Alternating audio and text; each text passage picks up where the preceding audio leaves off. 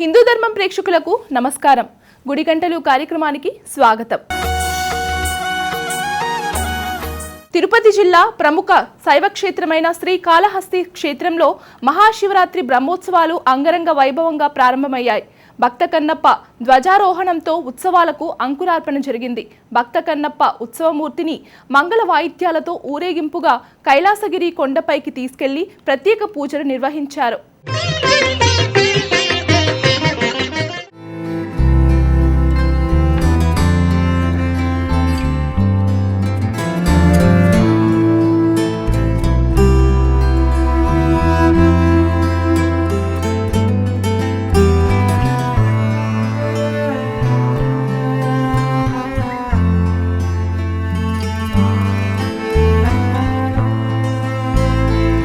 తిరుపతి జిల్లా ప్రముఖ శైవ క్షేత్రమైన శ్రీకాళహస్తి క్షేత్రంలో మహాశివరాత్రి బ్రహ్మోత్సవాలు అంగరంగ వైభవంగా ప్రారంభమయ్యాయి.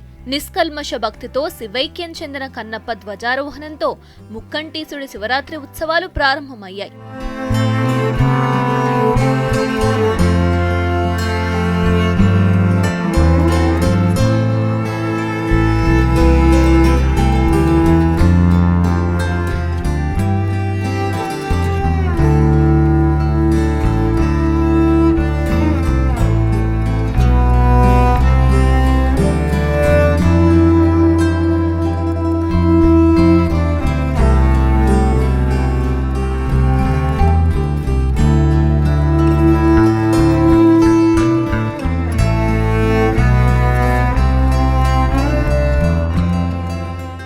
శ్రీకాళహస్తి దేవస్థానంలోని జ్ఞాన ప్రసూనాంబ సమేత వాయులింగేశ్వరునికి ప్రత్యేక పూజలు నిర్వహించారు. అనంతరం ముక్కంటి ఆలయంలోని అలంకార మండపంలో భక్త కన్నప్ప ఉత్సవమూర్తిని విశేషంగా అలంకరించారు.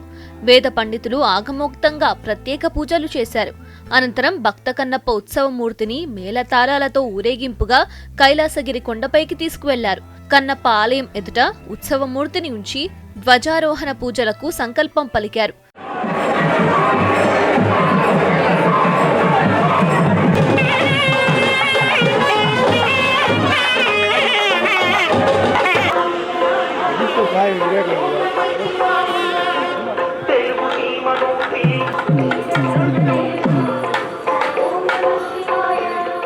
కన్నప్ప ఆలయానికి ఎదురుగా ఉన్న ధ్వజస్తంభానికి ప్రత్యేక పూజలు చేసి ధవల పతాకం, పూలమాలను ఎగరవేసి ధ్వజారోహణ క్రతువును నిర్వహించారు. ధ్వజానికి మంత్రపుష్పం, హారతులు సమర్పించారు. ఈ ఉత్సవాలలో ఈవో, ఆలయ అధికారులు, భక్తులు పాల్గొన్నారు.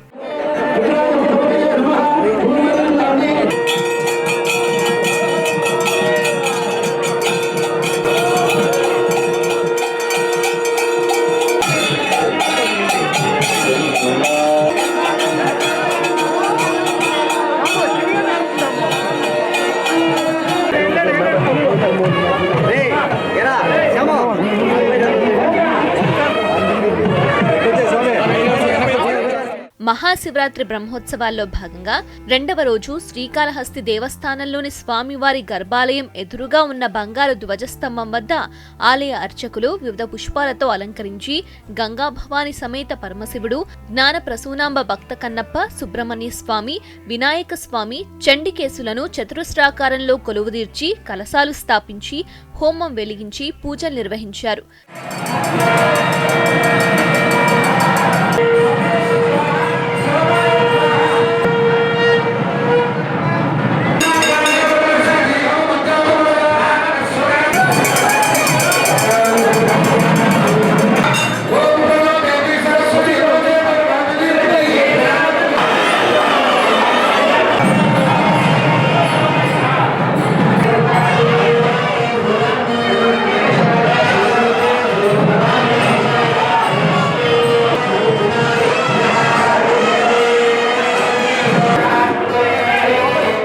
కలశాల్లోని పవిత్ర జలాలతో ధ్వజస్తంభానికి అభిషేకించారు. భక్తులు సమర్పించిన కొడిచీరలతో ధ్వజస్తంభాన్ని అలంకరించి ధూపదీప నైవేద్యాలను శాస్త్రోక్తంగా సమర్పించారు. ధ్వజారోహణం తిలకించడానికి విశేష సంఖ్యలో భక్తులు విచ్చేశారు.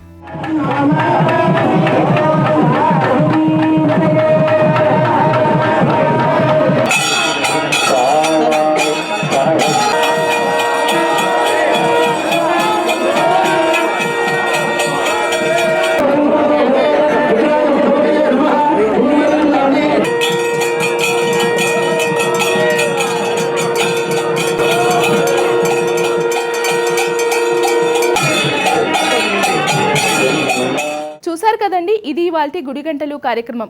చూస్తూనే ఉండండి హిందూ ధర్మం. నమస్కారం.